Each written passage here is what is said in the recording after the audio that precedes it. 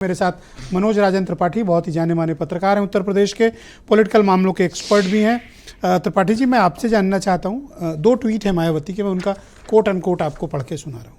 पहले ट्वीट में लिखती हैं कि आकाश आनंद को जो पश्चाताप करके अपनी परिपक्वता दिखानी थी, वो उन्होंने अपनी लंबी चौड़ी पोस्ट के जरिए अपनी मैच्योरिटी नहीं दिखाई, बल्कि उनके ऊपर ससुर अशोक सिद्धार्थ का प्रभाव दिखा, जो स्वार्थी, अहंकारी, गैर मिशनरी था।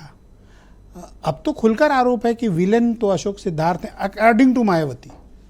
आकाश को वो इनोसेंट मानती हैं, ऐसा कहती हैं, उसको ट्रैप किया गया। देखिए, मायावती के बयान, सुरेंद्र राजपूत जी की बात से मैं बिल्कुल इत्तेफाक रखता हूं कि वो बिल्कुल सही कह रहे हैं कि उनको इस तरीके की बयानबाजी नहीं करनी चाहिए, बहुत सतह लेवल की है। लेकिन अगर आप गौर करें तो मायावती ने हमेशा ही इस तरीके की बयानबाजी की है।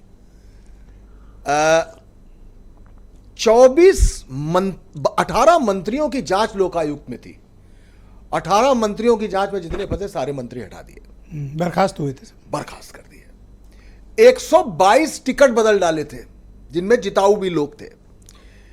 पुलिस भर्ती का घोटाला जो मुलायम सिंह ने किया था, 188 आईपीएस पीपीएस, इन सबको उठा के उनके खिलाफ जांच और सस्पेंशन सब कर दिया था, ये सोचे बिना कि ब्यूरोक्रेसी से ही सरकार चलती है। पंचम तल में 5 लोग, ऊपर शशांक शेखर, और शशांक शेखर का सीसीटीवी विजय शंकर पांडे, और इस तरीके से उन्होंने सत्ता चलाई। मेरी बात समझने की कोशिश करके मैं आ रहा हूं उस जगह पे।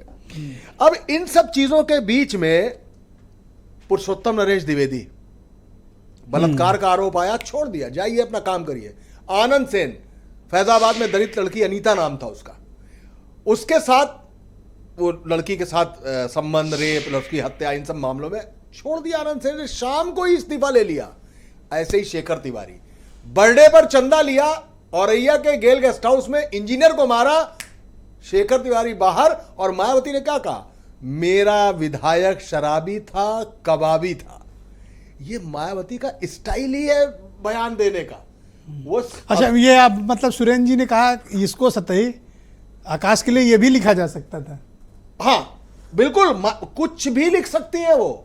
और मैं आपको सच बता रहा हूं, जमील अख्तर तो हम लोग के साथ पत्रकार भी हुआ करते थे, बाद में मायावती का लिखने लगे। लेकिन भाई साहब, जमील अख्तर को नहीं मालूम होता था कि मायावती क्या लिखने जा रही है। लोग सोचते हैं वो हर बार वो ब्लू बुक निकालती है अपनी, और वो ब्लू बुक कोई और लिखता है। ये ट्वीट वगैरह कौन ड्राफ्ट करता है? खुद ड्राफ्ट होता है, सारा ट्वीट उनका खुद ड्राफ्ट होता है। मैंने उनके भाई आनंद को लताड़ खाते देखा है। ऐसा लताड़ खाते देखा। लोग तो कहते हैं second most powerful. Second most power, वो पावर उनकी नहीं है, वो मायावती की डेलीगेटेड पावर है उनको। आनंद के, आप याद करिए, बाबू सिंह कुशवाहा एनआरएचएम कांड में जब मसला हुआ है, तो उस दौरान का वक्त था जब बाबू सिंह कुशवाहा को सेकंड सीएम, डिप्टी सीएम कहा जाने लगा। सॉरी, डिप्टी भी नहीं, मिनी सीएम कहा जाता था, और आंखों में चढ़ चुके थे मायावती के। आनंद कुमार ने उनसे एक काम कहा था, वो काम एक बहुत बड़े शराब कारोबारी का था। मैं उस मीटिंग नहीं थी, वो एक महफिल थी। उस महफिल में आनंद कुमार आए, यानी भाई, और उन्होंने हाथ जोड़े बाबू सिंह कुशवाहा के कि क्या मुख्यमंत्री होने के बाद ही मेरा काम करोगे? यानी आनंद कुमार अगर ये कह रहे हैं तो मायावती का क्या नजरिया होगी, क्या होगा। और बाबू सिंह कुशवाहा को, अभी गौतम साहब बता रहे थे कि वो छोटा सा काम करता था, कोई ऐसा था, उसको ये बना दिया। टेलीफोन ऑपरेटर और चाय देने वालों को कहां से कहां पहुंचा दिया मायावती ने, और बड़े से बड़े कद्दावार नेता को कहां की हैसियत दिखा दी। आकाश आनंद चीज तो ये वही, उसी कारण ये दुर्गति हुई, उसी कारण ये दुर्गति हुई। मैं किदवई साहब की बात से भी एक बहुत जबरदस्त इत्तेफाक रखता हूं। इसमें तलाक होगा। अब यह तलाक आकाश आनंद का या तो पार्टी से होगा या ससुराल से होगा। मतलब आप ये कहते हैं कि वो प्रज्ञा आनंद को छोड़ेंगी ना? छोड़ेंगे, बस यही एक बात है। इसके तलाक का मतलब डाइवोर्स, बीवी मियां की बात नहीं कर रहा हूं। अशोक सिद्धार्थ, या तो उनको ससुराल से तलाक लेना पड़ेगा या पार्टी से तलाक लेना पड़ेगा। और हां, किदवई साहब की बात से मैं इत्तेफाक रखता हूं, ये मायावती है। कल को कोई बात समझ में आ जाए, अशोक सिद्धार्थ सूरज जाए, दंडवत हो जाए, साष्टांग हो जाए, या तो वो बाहर होंगे। आकाश आनंद से मोह उनका अभी भी है। अरे इतने बड़े परिवार में उन्होंने आकाश को चुना, उसको आगे ईशान भी तो है? ईशान की भी तस्वीरें आप लोग चला रहे थे? कभी नहीं। अच्छा, वो कभी। देखिए ब्रिजेश भाई, मुझे ये लगता है कि परिवार के लोग ब्लड रिलेशन में जरूर हैं इस बार, लेकिन अगर आप गौर करें तो आनंद कुमार यानी आनंद के जो आकाश के जो फादर हैं उनके साथ भी एक दो बार ऐसा हो चुका है। चलिए मैं पुरानी बात पे आता हूं।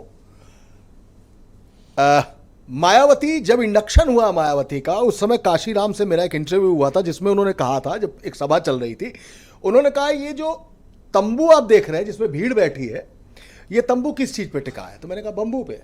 बोले बंबू किस चीज पे टिका है? उन्होंने कहा, मैंने कहा रस्सी पे। बोले रस्सी किस चीज पे टिकी है? तो मैंने कहा रस्सी खूंटे पे टिकी है। बोले जब तक ये खूंटा मजबूत है तब तक रस्सी है, बंबू है, तंबू है और ये जनता है। यही शिक्षा मैंने मायावती को दी हुई है। अब वही काशीराम पर अगर आप गौर करें तो उन्होंने उनको क्लच करके रखा हुआ था और उनका इंडक्शन वहीं से होता है। परिवार वाले हल्ला मचाते रहे लेकिन काशीराम मायावती के ही कब्जे में रहे। अब आइए काशीराम के करीबी बाबूलाल कुशवाहा, बाबूराम कुशवाहा, आर.के. चौधरी, नसीमुद्दीन सिद्दीकी, आर.के. पटेल, दीनानाथ भास्कर, ये वो सारे लोग थे जो कोटरी के थे। ये भी थे। हाँ ठीक बात है, ये वो सारे लोग थे जो काशीराम की कोटरी के थे। मायावती ने धीमे धीमे धीमे धीमे धीमे धीमे सबको साफ किया। ओके। आप एक चीज बताना चाहूंगा, बहुत जरूरी बात है। एक बार एक उत्तराधिकारी का नाम आपको भी याद होगा, आजमगढ़ में राजा राम हुआ करते। हाँ हाँ हाँ। लगता था राजा राम ही सब कुछ बनेंगे कैमरे पे। हाँ, आगे चल के राजा राम ही सब कुछ बनेंगे, लेकिन अनाउंस हो गया था एक बारी, तो मुझे अनाउंस हो गया था और राजा राम को भी बाहर किया गया। एक घटना पे आता हूं, ब्रजेश जी आप भी उसके गवाह थे। मायावती ने नोटों की माला पहनी, बड़ी चर्चा हुई और अगले दिन मायावती ने प्रेस कॉन्फ्रेंस बुलाई और हम सब सोच रहे थे कि आज मायावती लगता है कुछ इस पर माफी मांगेंगी या जो कहेंगी। उन्होंने अगले दिन प्रेस कॉन्फ्रेंस में पार्टी कार्यालय में फिर नोटों की माला पहनी। ये स्टाइल ऑफ पॉलिटिक्स मायावती का है। सुप्रीमो शब्द केवल मायावती के लिए इजाद हुआ, आज सारी पार्टियों के अध्यक्ष को सुप्रीमो कहा जाता है। यह मायावती का तरीका है। कोई नहीं तय कर सकता कि मायावती क्या करने जा रही, क्योंकि मायावती से जब पूछा गया था कि आपका भाषण कौन लिखता है, तो भाषण भी खुद लिखती है, फैसले भी खुद लेती है। लोगों को लगता है कि शायद कुछ पता नहीं, लेकिन उनको आकाश आनंद को निकाला क्यों? आकाश आनंद को अशोक सिद्धार्थ की वजह से वास्तव में निकाला गया। आकाश आनंद की गतिविधियां और अशोक सिद्धार्थ, जो कि एक आम तौर पर एक सांसद ही हुआ करते थे, कर्नाटक और साउथ के वो प्रभारी हुआ करते थे, धीमे धीमे जो निष्क्रिय होती जा रही है बहुजन समाज पार्टी। तो मैं आप सच बता रहा हूं कि आज भी बहुत सारे लोगों के संपर्क में हूं, उन लोगों का यह मानना है कि पार्टी का होगा क्या, यह मायावती को तय करना है। लेकिन वो जो थ्रस्ट है, जिन लोगों के अंदर ये प्यास है कि सत्ता आनी चाहिए, पार्टी दोबारा आना चाहिए, वो जो अंडा आता है, जो जीरो आता है बार बार, वो बंद हो रहना चाहिए, वो एक धड़ा बनता जा रहा है और उसको एक सॉफ्ट पुश मिला है। जैसे कहते हैं प्लास्टर आप ठोकिए तो जहां पे प्लास्टर पोपला होता है उस जगह ढक ढक आवाज आती है। ये कौन बजा रहा था ढक ढक? आकाश? अशोक सिद्धार्थ और वाया आकाश। तो बसपा में गुट बन गया था, जिस गुट को आकाश आनंद, अशोक सिद्धार्थ लीड कर रहे थे। लीड आकाश ही कर रहे हैं, अशोक सिद्धार्थ उसके वाया है। तो ये तो पारिवारिक कलह भी मानी जाए, क्योंकि बिल्कुल बहू का मानी नाम गई। भी प्रेस नोट में आया है। बिल्कुल मानी गई। साउथ की पॉलिटिक्स से भी आप ले लीजिए, कनीमोजी से लेके शुरू कर दिए और कहीं तक जाइए। अखिलेश यादव का तो हम लोगों ने उत्तर प्रदेश में मुलायम सिंह के परिवार में देखा। ये पहली बार पारिवारिक झगड़ा आ रहा है। अब क्या होगा आगे? मुझे लगता है मायावती, बसपा का वही होगा जो मायावती चाहेंगी। आनंद के साथ उनका अभी जुड़ाव, जो भाई हैं उनके साथ जुड़ाव, इस फैसले को कुछ चीजों से सेटल करने की स्थिति हो सकती है। लेकिन मैंने जो आपको बताया कि नोट के बदले नोट की माला पहनना, काशीराम के करीबियों को दूर करना, यह सोचना कि पार्टी। तो आकाश आनंद का कैरियर फिनिश्ड? अभी बहुत जल्दी हो जाएगा यह कहना कि कैरियर फिनिश। कैरियर ऑप्शन क्या है? ऑप्शन तो फिलहाल मायावती ही है। बगावत हो सकती है, नई पार्टी, लेकिन नहीं, नई पार्टी आकाश आनंद के दिमाग में हो सकती है। लेकिन मायावती वो है जिसको भाजपा ने तोड़ा था सदन में, लेकिन तोड़ने के बावजूद, सपा ने भी तोड़ा, लेकिन तोड़ने के बावजूद, माफ कीजिएगा, सपा ने ही तोड़ा एक्चुअली, वो तोड़ने के बावजूद बसपा फिर खड़ी हुई। वन लास्ट क्वेश्चन, आपने ट्वीट पढ़ा होगा आकाश आनंद का? जी पढ़ा। उन्होंने दूसरे पैरा में लिखा है, अब एक बड़ी चुनौती भी है, परीक्षा कठिन है और लड़ाई लंबी है।